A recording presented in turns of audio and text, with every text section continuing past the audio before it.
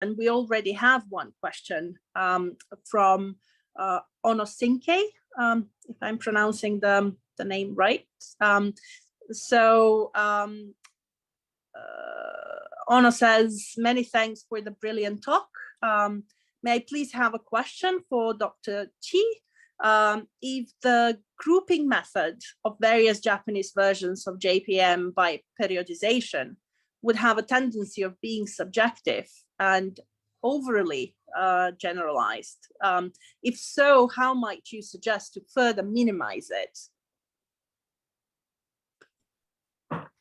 Okay. Well, thanks for the question. It's certainly a very interesting one. And I mean, some element of the question have been discussed a lot, for example, about subjectivity or objectivity of research, particularly in translation research, because we are interpreting translation activities and the phenomena.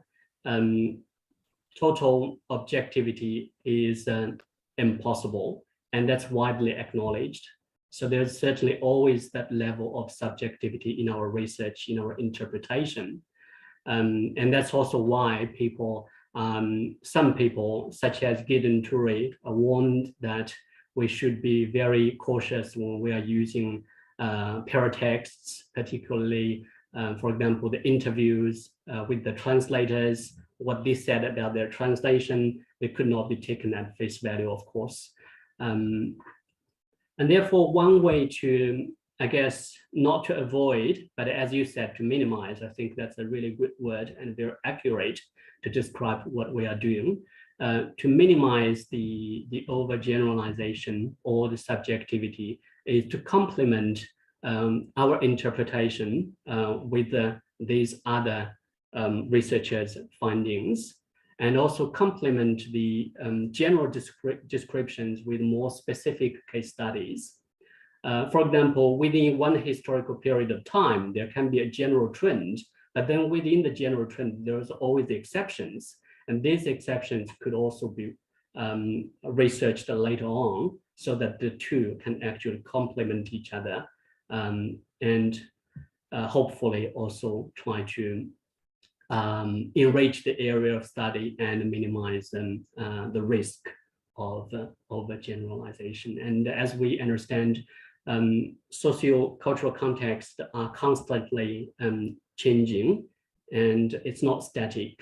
It's definitely always dynamic, and change never happens overnight.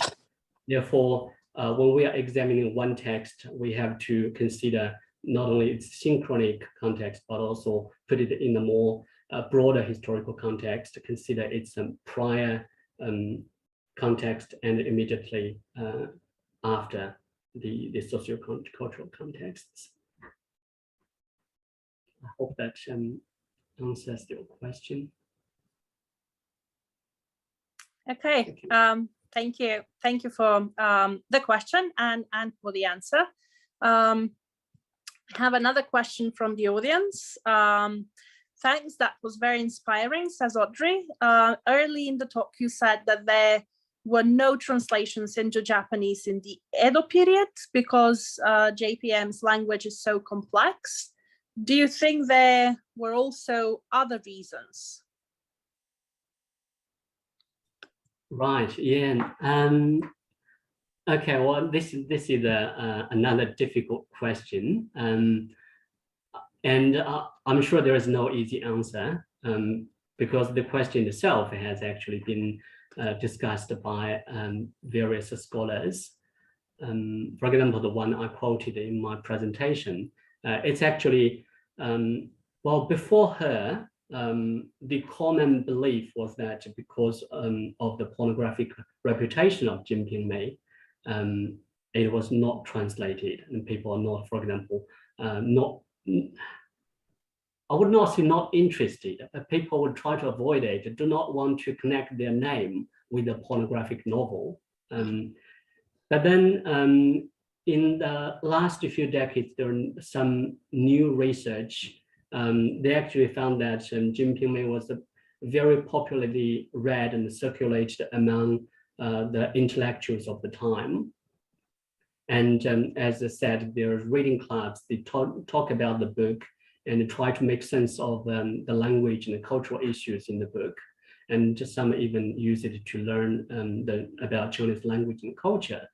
But I guess the conclusion about the language being so difficult and therefore translation did not exist was actually resulted from the reading club, the annotations made by the reading clubs. In their annotations, they actually singled out a lot of linguistic expressions and cultural elements and attempted to make explanations. But a lot of these explanations are incorrect, and a lot more actually have the note saying not clear or does not understand.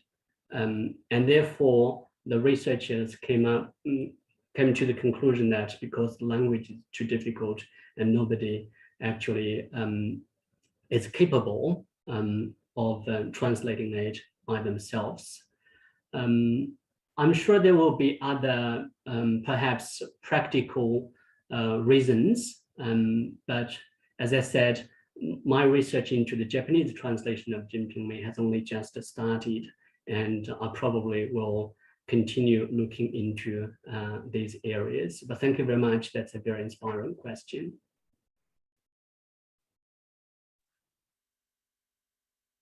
Thank you.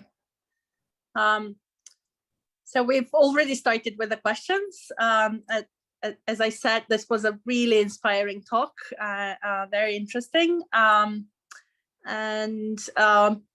You can, so the audience can ask questions both in the chat box, as we did so far, and then I will read the questions aloud, and but you can also unmute yourself or raise your hand if you want to ask your question in person. So you can also ask your question by unmuting yourself or using your camera.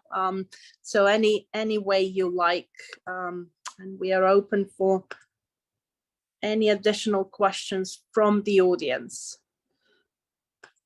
While the audience is thinking, maybe I can just quickly use this opportunity and to ask my question, and I'll go back to the general layout of this book and ask Dr. Tobias about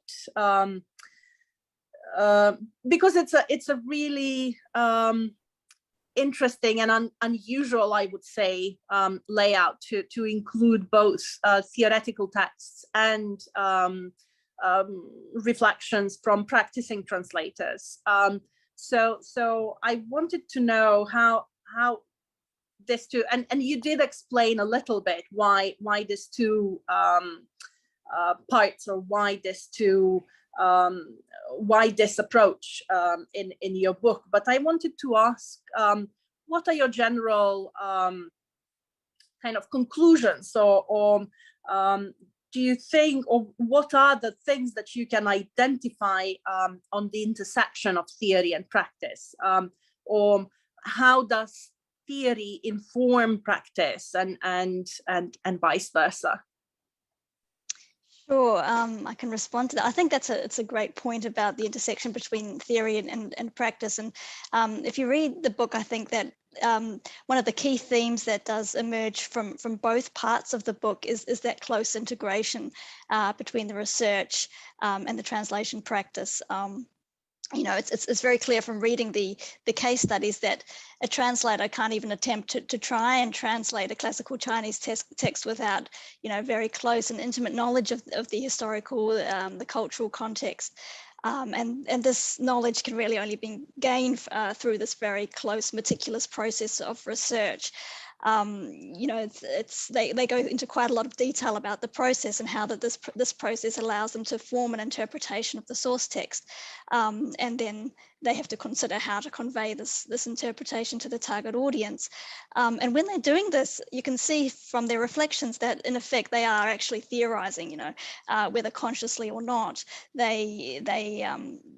Through their methods in approaching the task, through their process, through their decisions that are embodied in their translation, these really, you can see that these represent their theoretical perspective on their task, on the art of translation. So I think that they are, completely interwoven, and you can also see reading their contributions that the translators themselves are quite self-aware about this, and their reflections, their meta commentary is really interesting, not only giving us insights into how they went about translating the particular text and the particular issues they encountered, but also from like a broader theoretical perspective. You can see their thought processes, illuminating their translation decisions. So I see the two parts as very much interwoven in that respect. Thank you, Shani. It will be really interesting to see, especially if there's a corresponding text, how it's theorized by scholars, and then what are the actual things brought forth by practicing translators. I have another question, if we don't have any questions from the audience at the moment. Just have another question, maybe for Dr. Chi. You did mention, or Shani mentioned, that one of the main aspects of this book, of this volume, it's its diversity, and it does cover quite a significant and diverse geographically and in terms of languages. However, I couldn't help but notice that there's also gaps, in terms of translation into, let's say, Latin American or within the African region, and the languages present there. So can you tell us a little bit about what does this lack reflect? Does it say that there's no translations in these regions of classical Chinese literature? Well, I guess the answer is no, it's not a reflection of lack of translation in these areas or languages. It's more reflection of, I guess, more from a practical perspective. It will be a reflection of the network we are having, and of course the horizon we have in research, and the interaction we have with the fellow researchers from the other parts of the world. So it does reflect that limitation practically. But I guess when we are highlighting the diversity, we are also trying to say it's a first step of moving from the Eurocentric or the focus from the Anglophone context. So we are broadening the context to cover other languages, such as Danish and Czech and Japanese. But it's far from enough. For example, we don't have anything on the Korean translation of Chinese classics or translation into Vietnamese. Even within the area of Asia, there is still a lot more to do. And within Europe, of course, there are other languages we hoped to cover as well. But the thing is, in the process of editing a book, things do not always materialize. So, for example, we did have a contributor from the Spanish language, and we also tried to cover at least one Portuguese case study, but this eventually did not, actually eventuate. Therefore, we would say this is a very first step towards that diversity, and we are certainly advocate that diversity. We believe that diversity will be, as Shani said earlier, be mutually beneficial to all the contributors participating in the volume, by contributing their different perspectives, different theories, different methodological approaches. But there are a lot more to do, and we have just started the journey, I guess. Thank you. Thank you so much. Yeah, it will be interesting to see, you know, new, maybe follow-ups with new and different translations. I think we have another question. Zhang Wu says, thank you for this interesting and inspiring talk. When producing Jinping Mei English texts, do you consider cultural content? For example, sociocultural? If you do, in what way?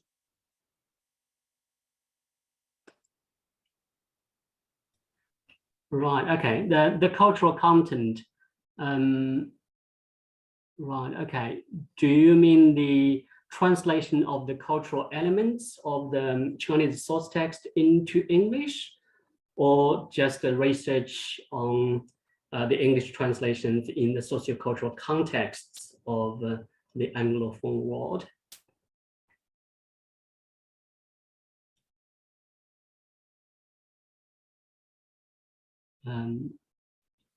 All right, okay. I think we have an answer. Translation.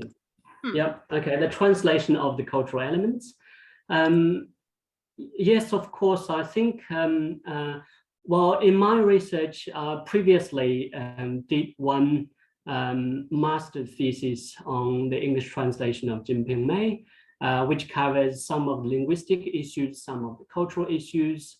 But in my current research, I'm on mainly focusing on the sociocultural context of the target context. But of course, even if you are examining the translation of the cultural elements of the Chinese source text into a target language, you still need to situate within the target context. Therefore, well, yes, I do have an interest in these areas, and my research in the past has examined these areas, but mainly from the intersection between, I guess, the source text and the translator's habitus and capital. So in the past, it's from this angle. It's still largely into the category of sociological translation studies. So why a particular translator translate this cultural expression in a certain way? And that's what I did in the past. But if I'm doing that right now, I'll also take into consideration the more broader sociocultural context.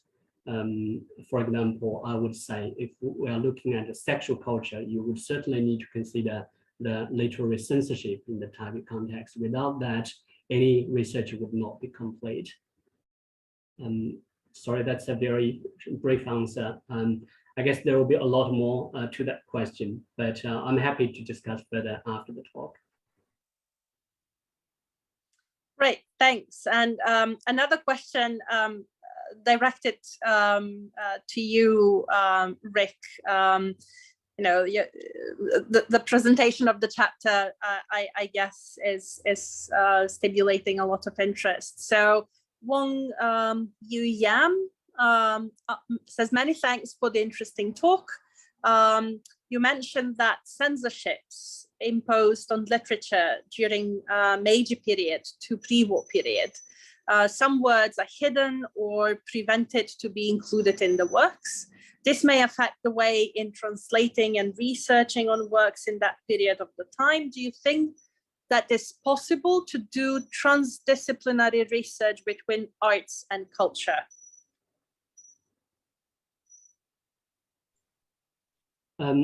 Well, yes, and as a matter of fact, what I would hope to happen within the edited volume, and as Shani also mentioned earlier, is that conversation between disciplines. So superficially, it's a conversation between different researchers, but as a matter of fact, this will be actually interaction between different disciplines.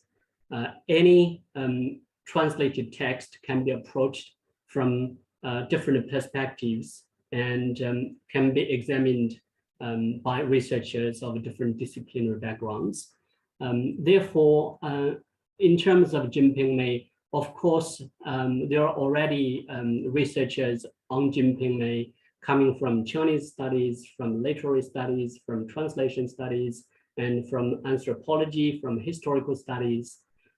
So there is nothing to stop you or stop us approaching the same text from multiple perspectives. And by collaborating with each other, we could actually combine all these perspectives into one piece of research, which will, I'm sure, will become more fruitful and more insightful. Great, thank you. Thanks, Rick. Shani mentioned that we have in the audience one of the contributors to this volume. So at this point, I would like to invite any of the contributors, if they want to say a few words about the book or their chapter or anything really. If you want to just share briefly your views, you're welcome to do so. Yeah, Sophie? Yes, thank you, Maria. Thank you so much for the invitation. Perhaps I couldn't speak because I couldn't show my face because right now I'm in a quarantine hotel. I just went back to Taiwan, and the connection here is really slow, so I couldn't turn on the camera, but I could only speak a few words.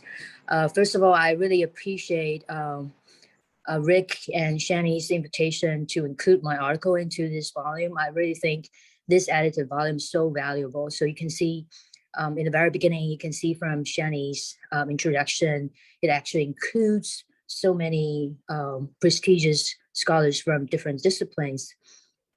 And what is more important is that you can see this is really a dialogue between the disciplines, especially it includes a dialogues between translation studies and cultural studies. So I think this is really valuable. And from my article, in the very first place, I thought, because this is an article which includes the translation history, especially from Jesuit missionaries translation, and how they position themselves in this translation of Chinese classics. In the first place, I might thought that maybe my article would be a little bit different, or maybe far from this area. But after Shani's introduction, and I can see that actually it includes so many scholars, and my article can still make a small contribution to this edited volume. So thank you so much. Yes. So I think this is what I can share. Thank you. Thanks, Sophie.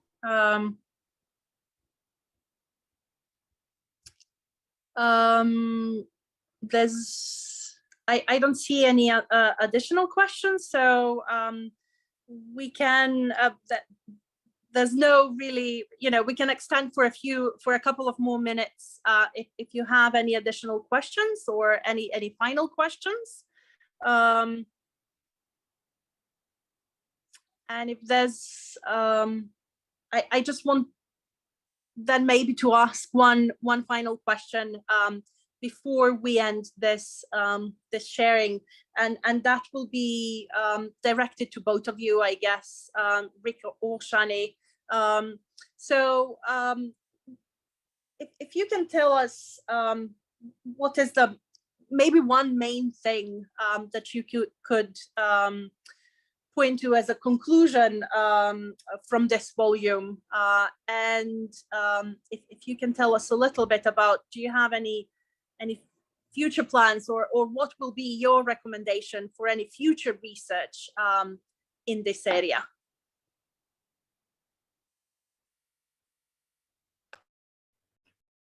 All right, okay, I'll start, and maybe Shani can say a bit more afterwards. So I guess the most significant lesson we've learned, or the message that I hoped to convey from editing this volume, is that further interaction and conversation between scholars from different disciplines are actually desperately needed. As we can see from this volume, there are researchers from a wide range of areas doing closely related research, but there were not much interactions between them. And that's also why when we said about diversity, we are actually respecting different researchers' choice of theory, of their research methods, and of the way they present their chapters. As you can see, some chapters are more theoretical than the other. Some actually follow a different academic convention, not only in terms of referencing, but also in terms of the way the articles were structured. So these are all part of the I guess the narrative about diversity. But there is also a clear message from that differences and diversity, is that more interaction and more collaboration between people from different parts of the world working on the same broader area of research. So particularly, I guess, between researchers from mainland China and from the rest of the world, and from those working in English language and from the non-Anglophone context. These are especially important and will be actually especially fruitful. And on that note, my next step, I'm currently actually co-editing a volume on Jinping research. So the translation and dissemination of Jinping around the world, not just into English, not just into Japanese, but into various languages, major and minor languages around the world. It will be published towards the end of the year. Well, that's great to hear. We do look forward to a new book, Rick.